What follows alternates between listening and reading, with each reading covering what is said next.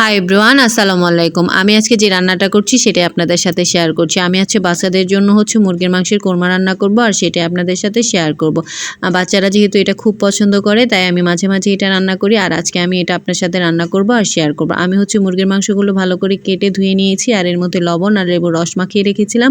এখন এই মুরগিগুলো ভালো করে ভেজে নেব। ভাজা হয়ে গেলে আমি এটা ভালো করে তুলে নিব, আর একটু বেশি ভেজে নেবেন, কারণ বেশি ভাজলে এটা বেশি ভালো লাগে। যেহেতু এটা ফার্মের মুরগি, মাংসগুলো তুলে নেওয়ার পর আমি এই কড়ার মধ্যেই দিয়ে দেব পেঁয়াজ কুচি, মরিচ, তারপর গরম মশলা, এগুলো যা যা লাগে আমি সব দিয়ে একটু পেঁয়াজটা ভেজে নেব। তার মধ্যে দিয়ে দেব আদা বাটা। আদা বাটাটা দেওয়ার পর আমি একটু কষিয়ে নেওয়ার পর এর মধ্যে দিয়ে দেব টমেটো পেস্ট, আর পেঁয়াজ পেস্ট করা ছিল সেটা আমি দিয়ে দেব, আর ভালো করে কষিয়ে নেব। মশলাটা ভালো করে কষানো হয়ে গেলে এর মধ্যে আমি মাংসটা দিয়ে দেব, আর যতটুকু লবণ লাগে আপনারা দিয়ে নেবেন। আমি এখানে যতটুকু লবণ লাগে দিয়ে নিয়েছি। আমি দেখে নেব, যদি আরও লাগে তাহলে আমি আর একটু লবণ দিব। যেহেতু বাচ্চারা খুব পছন্দ করে আমার, তাই মাঝে মাঝে রান্না করতে হয়। আর এটার মধ্যে আমি একটু টক দই দিয়ে দেবো, এটা টেস্টের জন্য। আর বেশি কিছু মশলা আমি ইউজ করব না, কারণ বাচ্চারা খাবে, কারণ ওদের পেটে প্রচুর গ্যাস, আর এর জন্য আমি কম মশলায় রান্না করারই চেষ্টা করছি। আর ওরা এই মিষ্টি মিষ্টি খাবারটা পেলে ওদের কাছে খুব ভালো লাগে, যার কারণে আমার মাঝে মাঝে এটা রান্না করা হয়। অনেকে আবার বলতে পারেন যে যেহেতু পেটে গ্যাস, তাহলে কেন মুরগির মাংস খাওয়াচ্ছি? আসলে পেটে গ্যাস, এটা দিয়ে কি করব? এখন তো মাংস ছাড়া ওরা ভাত খাবে না, আমি ভাত কিভাবে খাওয়াবো? বাইরের জিনিস তো একদম নট অ্যালাউ।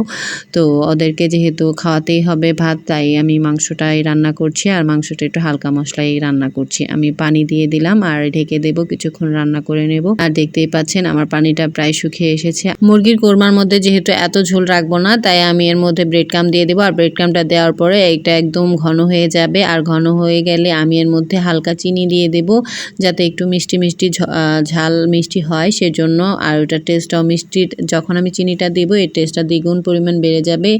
আর আপনারা চাইলে মাংস রান্না করাটা ট্রাই করতে পারেন। আমি যেভাবে রান্না করেছি এভাবে রান্না করতে পারেন, অথবা আপনারা যেভাবে রান্না করেন সেভাবে রান্না করে ট্রাই করতে পারেন। বাচ্চারা খুবই পছন্দ করে, আমার বাচ্চারা তো করে, হয়তো আপনার বাচ্চারাও খুব পছন্দ করবে। আর বাচ্চারা এমনি তো রোস্ট, পোলাও এগুলো বেশি পছন্দ করে, আর ওরা এগুলো যেহেতু পোলাওর সাথে খাবে, তো আমি এটা রান্না করে দিলাম। আর আমি অবশ্যই পোলাওতে তেল ব্যবহার করব না, শুধু পোলাওর চাল দিয়ে কিছুটা ফুটিয়ে দেব ভাতের মতো করে। যেহেতু বাচ্চারা খেতে চেয়েছে, তাদের বায়না, তাই আমি আজকে এই রান্নাটা করলাম। আপনারাও করবেন।